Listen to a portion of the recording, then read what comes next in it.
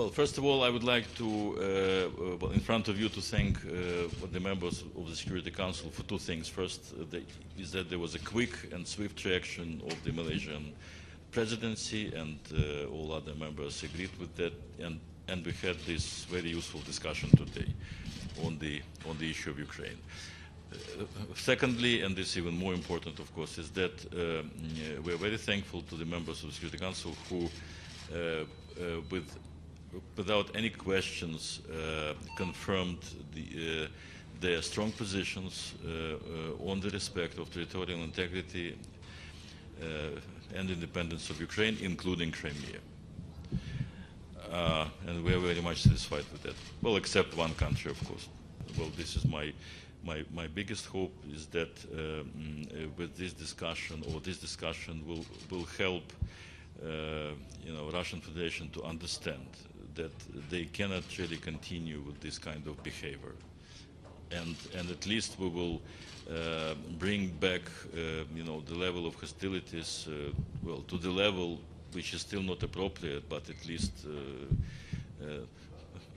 it will not be as sharp as right now, including the massing of the military forces of Russia along the administrative border with Crimea, along the border with Ukraine, well, along the separation line in Donbass. We're talking altogether about more than 40,000 of Russian troops, both inside Ukraine, including Crimea, and very close to the Ukrainian border on the territory of Russia. This is not a coincidence. These numbers may reflect some very bad intentions, and this is the last thing we would like to happen.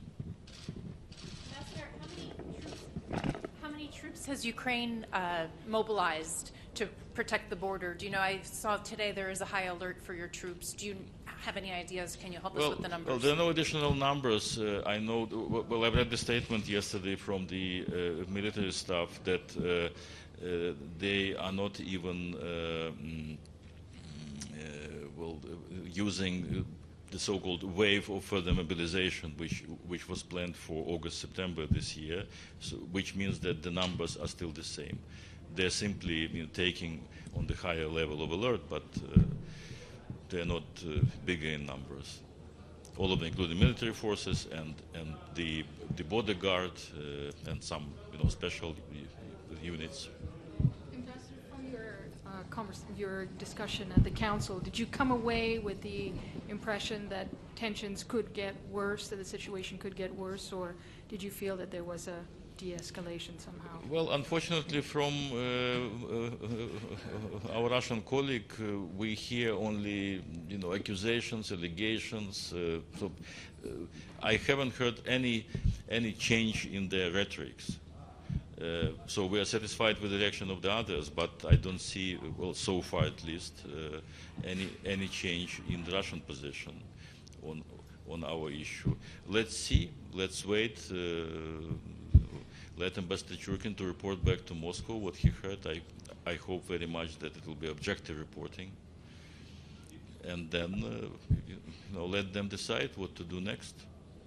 I don't think that any further action of theirs will be simply unnoticed or ignored, especially after today's meeting. And then, of course, the opportunity is always open to convene the open meeting of the Security Council, which we will definitely use if it comes to that point. We'll in the consultations, did this analogy to 2008 in South Ossetia and Abkhazia, did anyone raise it in the consultations, and have you had any further discussions with the UN Secretariat? I've noticed the Secretary General hasn't put out anything on the topic. Or would you like him to? Have you tried to convey such a request? And what have your discussions with DPA been like? Well, as far as this parallel with 2008, of course, I mentioned that.